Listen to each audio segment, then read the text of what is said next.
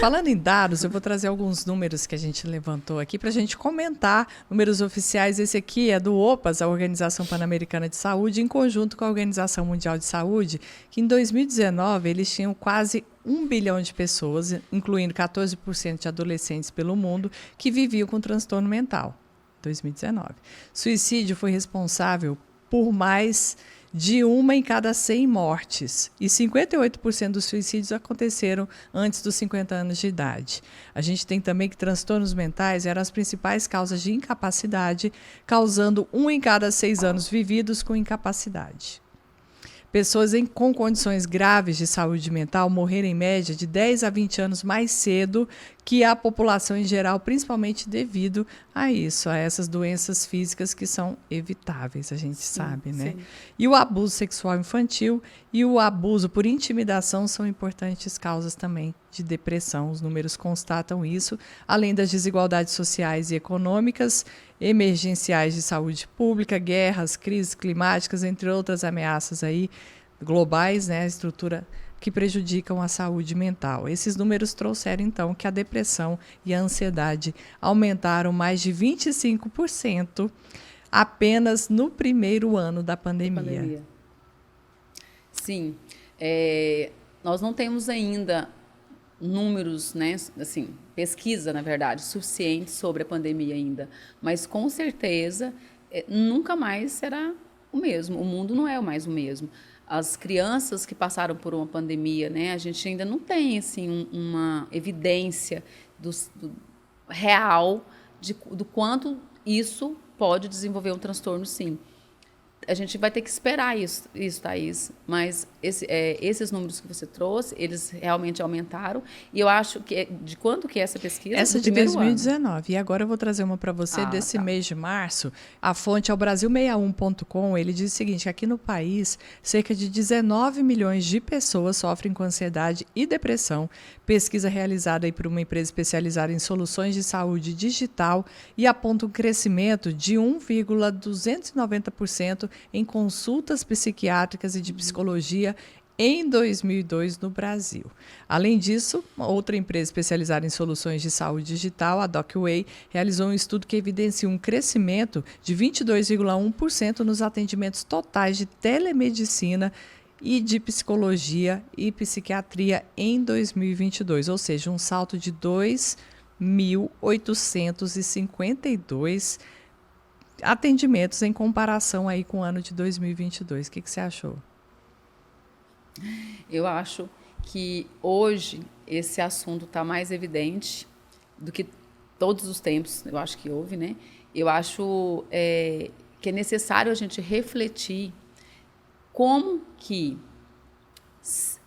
esses, né, não só o TAG, mas vou falar de TAG e de depressão, como esses transtornos, depressão e TAG, podem trazer prejuízos para a sua vida e nós, né, vamos falar que nós não estamos usando os tratamentos que estão à disposição por puro preconceito. Porque esses números que você disse e são reais, eles servem, Thaís, né, você trazer esses números a público, assim, para que a gente reflita se eu não estou dentro dessa margem aqui.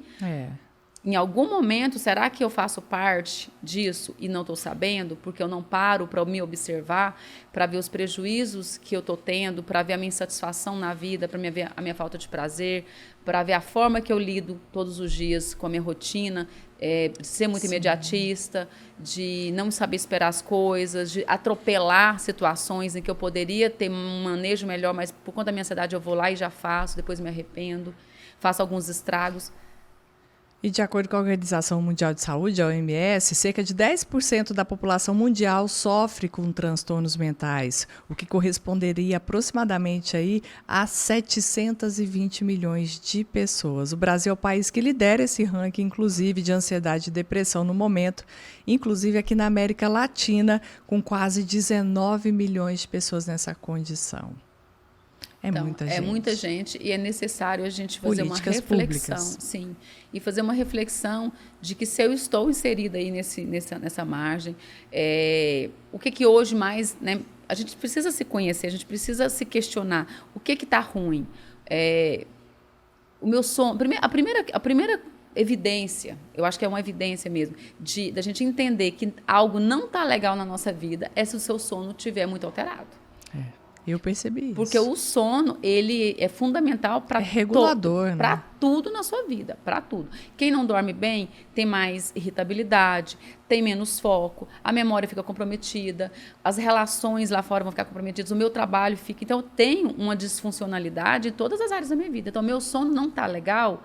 O que está acontecendo comigo? O primeiro sintoma, né? Minhas relações estão muito... comprometidas, no sentido de que não está bom, estou com insatisfação, estou com falta de prazer, não estou conseguindo estabelecer uma comunicação legal, estou ansiosa.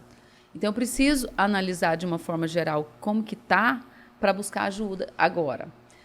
Aí que acontece. Muitas pessoas fazem isso, tá? E sabem que não está legal. Mas vem o estigma, né? Vem a vergonha de se colocar, porque tem ainda um ranço aí. Eu passei muito tempo com vergonha de assumir. Isso é muito comum, infelizmente. Eu acho que você trazer esse assunto aqui é fundamental, o podcast, para conseguir libertar as pessoas dessas crenças que estão extremamente... É disfuncional, é irrealista, porque isso faz parte da vida, a ansiedade faz parte da vida, desde que não seja uma ansiedade que te atrapalhe. E buscar ajuda exige muita humildade, coragem e vontade de mudar, né? De melhorar na vida. Do que ficar, às vezes, usando algum subterfúgio, ou seja, a bebida, ou seja, achando que isso vai passar sozinho. A maioria das pessoas fala, mas eu fiquei esperando tanto tempo que eu achei que era só uma fase, vai passar. Gente, coloca um tempo. Fala assim, olha, se um mês não passar, o meu sono não melhorar, eu vou buscar ajuda. Exatamente. Não dá para ficar mais um mês sem dormir. Eu acho que um mês é muito, inclusive.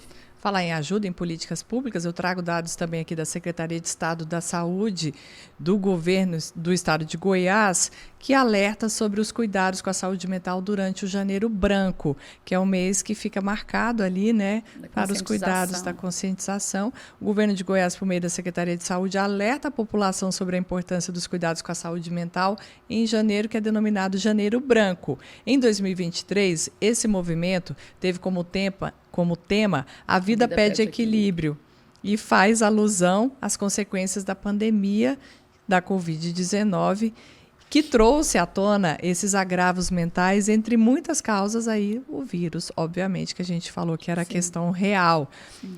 E enfatizaremos estratégias de autocuidado e promoção de bem-estar, sobretudo após um período doloroso e traumático, foi a análise da Relisiane Figueiredo, gerente de saúde mental aqui de Goiás, que trouxe à tona esse tema muito bem colocado esse ano, né? Muito bem.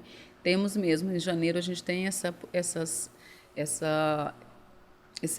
política, né, de conscientização, para trazer mais informação, sim, para a sociedade, para que desmistifique, para que traga mais engajamento mesmo. Eu quero olhar para isso, eu quero fazer um tratamento. Eu trabalho, você sabe que eu trabalho muito com pais, né, mais com mães, eu falo muito isso para as mães. Se você é ansiosa, se você tem TAG e não trata, o seu filho tem, assim, um alto percentual de chance de desenvolver TAG. Se você faz um tratamento com medicação e com psicoterapia, a chance dele desenvolver é menor. Por quê? Tem a genética? Continua existindo a genética? Sim. Mas ele vai modelar o seu comportamento. Então, se você não tem regulação emocional, se você não consegue gerir as suas emoções e trabalhar a sua ansiedade a seu favor, você está ensinando o seu filho a ser um futuro ansioso, a ter gatilhos. Né? Então, toda vez que eu vou trabalhar com as mães, eu trabalho nesse sentido de conscientização, de que, se não for por você, vá pelo seu filho.